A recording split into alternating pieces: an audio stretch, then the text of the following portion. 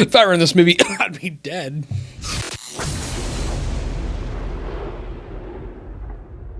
A Quiet Place Day One is the prequel to the previous A Quiet Place and A Quiet Place, obviously Part 2, directed by Michael Sarnoski and starring Lupita Nyong'o, hope I'm not butchering that, and Joseph Quinn, aka Eddie Munson from Stranger Things. I was really anticipating this movie when it first came out, and it was awesome to see how they executed this film, because part of me was excited because you're like, oh, it's day one. We get to kind of see how things went down.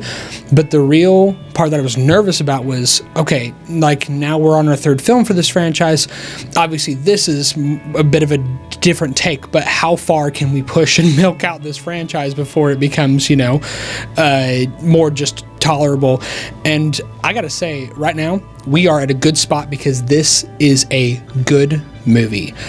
It is full of suspense, it's full of that thriller, it's full of the same stuff that you expected from the first films. Even though John Krasinski did not direct this film, there's still, he still helped in writing the story, helped produce it. He's still clearly in the presence of making this stuff.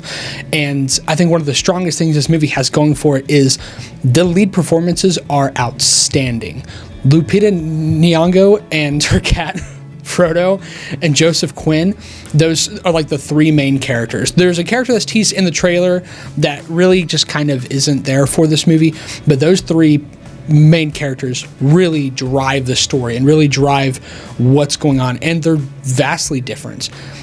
I like the way they were brought together, and especially since we are seeing the aliens come here for the first time, there's still a lot of questions behind why the monsters do what they do and what their purpose is, and if it was just happenstance or if it was pre-planned, we don't know. But we don't really get the full picture, and I'm kind of glad, because I think that giving us the full picture might take away some of the suspense for it, and I'm glad to say that this movie just keeps that suspense going.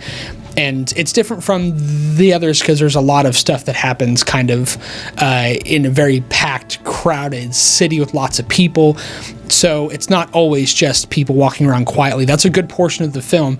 But this film is pretty loud. There's a decent amount of parts where people screaming, people doing all sorts of stuff, and you're on the edge of your seat with these characters, hoping that they're not going to knock over a glass or something that might completely set one of these things off.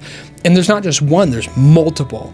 So I think it's really cool. They brought not like a horde, but like a pretty large number of these things into New York. The main character, I think her name is Sam, she is dealing with these other things in life, this pretty large thing. I'm not going to go into too much detail here, but she is dealing with something that's obviously it's very changing to her life. It's it gives her almost a cold outlook on people, on just life itself. And to see her go through this journey with Joseph Quinn, which I actually ended up caring more about him than I thought. It was such a wholesome, good story in such a dark, tragic event, and I was really glad to see how all that panned out. The only problem I really had with this film is the cat. I mean, the cat's great.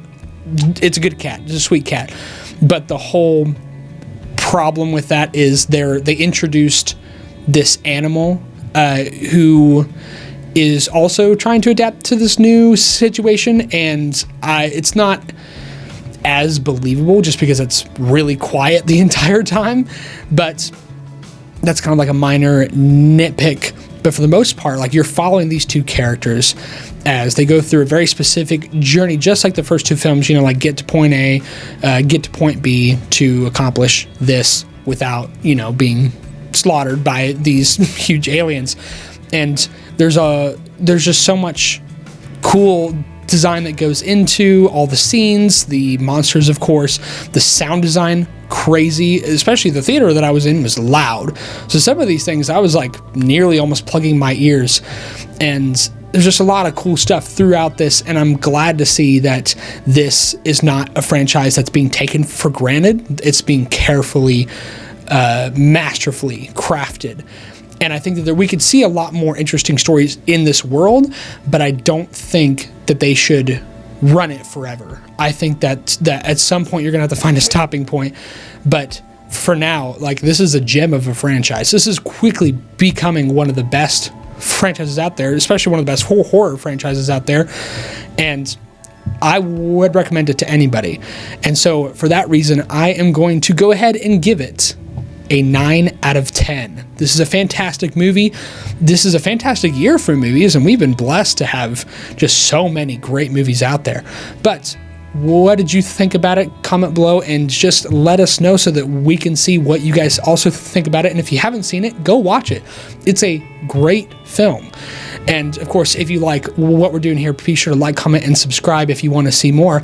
And go check out our latest videos, because we have a lot of stuff coming, a big announcement soon. Everything is going to change. We'll see y'all later.